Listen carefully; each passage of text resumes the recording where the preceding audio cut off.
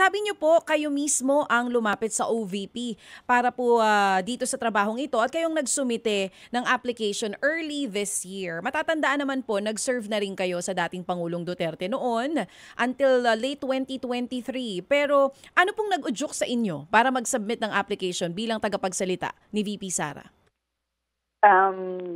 Thank you for the question, DJ Chacha. Actually, kasi di ba from the time that I left DTI, pinapanood ko din naman yung mga nangyayari kung, di ba, sa ating bansa. In fact, nung nandun pa sila sa Department of Education, meron akong mga suggestions na pwedeng gawin kasi nung nandun ako sa DTI, meron akong mga studies na ginawa dun sa mga trainings ko pertaining to the Department of Education. So I was offering it na baka kung gusto nilang i-implement or kung gusto patingnan, ganyan, when they were there.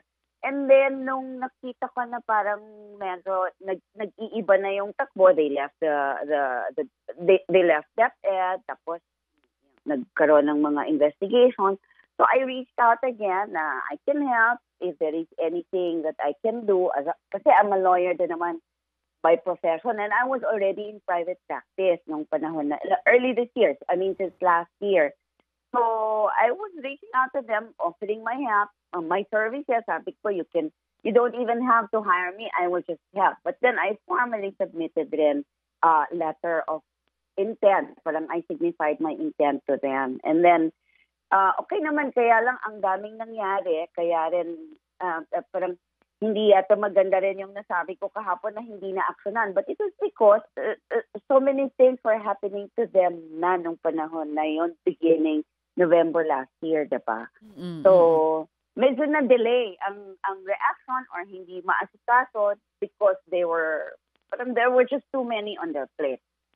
Ganyan. So I was offering help. And then I came in na nga, ito na nga po yung ngayon.